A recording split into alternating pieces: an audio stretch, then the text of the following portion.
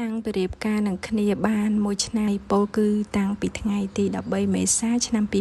2025រហូតដល់ខែមេសាឆ្នាំ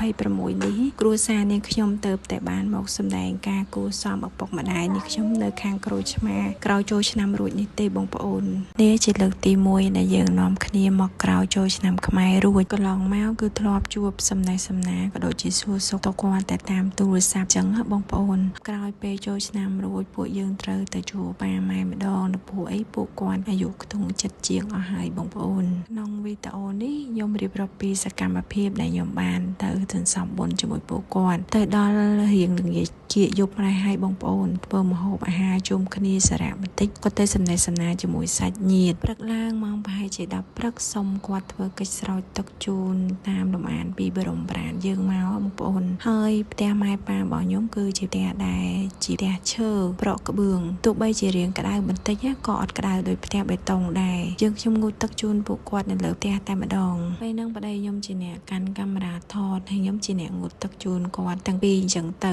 ដល់ពេលប្តីខ្ញុំចូលងូតជូនប៉ាម៉ែខ្ញុំជាអ្នកជាងថតវិញតែដល់ពេលកាន់កាមេរ៉ាថតបងប្អូនហើយភ្លេចចុចបេតុងថតអត់ដល់តែពេលត្រូវយកវីដេអូមកកាត់អត់ឃើញរូបប្តីងូតទឹកជូនប៉ាម៉ែទេពេលងូតទឹកជូនគាត់ទាំងពីររួចរាល់ហើយក៏រៀបម្ហូបអាហារនិងប្រាក់បានពីការលក់សាប៊ូទិញទួចរបស់ខ្ញុំមួយចំណែកហ្នឹងហើយមួយចំណែកទៀតហ្នឹងជារបស់ម៉ែចូនគាត់ជាម្ដាយក្មេករបស់ខ្ញុំគាត់បានផ្ញើទោះបីជាគាត់អត់បានទៅតែគាត់បានផ្ញើតាមប្អូនស្រីពៅរបស់ប្តីរបស់ខ្ញុំហ្នឹងឯងដែលខ្ញុំហៅគាត់ថាកើតាមទម្លាប់អ្នកក្រូចឆ្មាបងប្អូននៅយប់បន្តិចក៏ធ្វើតែសែងជូនគាត់ពេលយប់គាត់ងាយសម្រាប់លក់ទេតែបើបានធ្វើតែសែងអញ្ចឹងហើយគាត់ចូលតនេកទៅលក់លឿនម៉ោង5ភ្លឺថ្ងៃទី23មេសាយើងក៏ត្រូវត្រឡប់មកភ្នំពេញវិញសូមជូនបុណ្យដល់បងប្អូនទាំងអស់គ្នា